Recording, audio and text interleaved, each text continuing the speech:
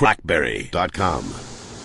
Hey, I'm Tim with CrackBerry.com, and today we're going to be taking a look at the MotoROKR EQ5 portable wireless speaker. It's a very cool little item, and it's got a lot of features. We're going to check it out, see what it does.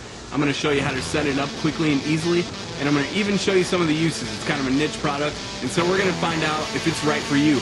Let's check it out.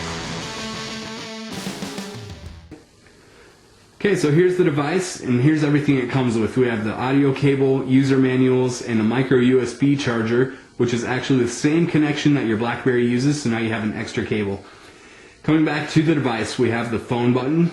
You just press that to make and receive calls. Holding it down will call your most recent contact.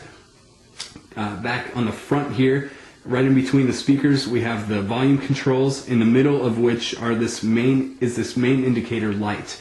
And that is flashing green right now as I have some music queued up and it's actually paused. It also will change between yellow, red, and blue depending on the situation, and it's all mapped out in the user guide. The most notable one is when it holds a steady blue, it'll do that for about 2 minutes when it's in discovery mode and ready to be paired.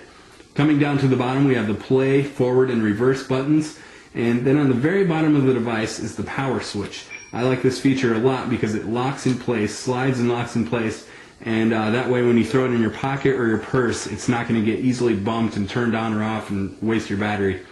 And then over here on the side we have the audio input. That's not a headphone output, unfortunately. It's just an input for direct input, like for devices like your iPod or whatever else you may want to play through these speakers. Then next to that is the microphone.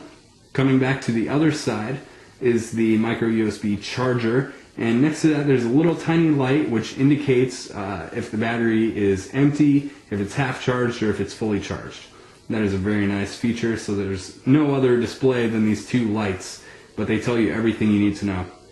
On the back of the device here is this discrete desk stand. You just pull that out, and it actually sits it up at about a 45-degree angle, so you can sit it on your desk or on your bedside stand or whatever and have your music right there directed right towards you. The size of it I really like. I was actually kind of disappointed when I first saw it because it's really small, but it's nice for transporting. It's about the exact same size as my Storm 9530. You can see there it's just almost the exact same size.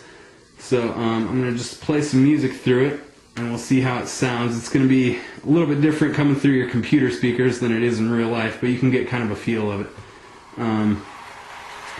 It gets pretty loud, which is nice if you're at a party or in a park, or want to annoy your neighbors. You can turn it up pretty loud. Something I don't really like about it is that it doesn't have a lot of bass. I would actually make it a little bit bigger and trade in some of the mobility of it for bigger speakers that carry more of a punch.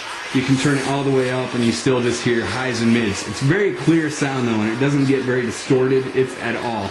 So overall, I really like the device. Now I'm going to show you a quick setup and some of the ways that I use it so you can help decide if it's right for you.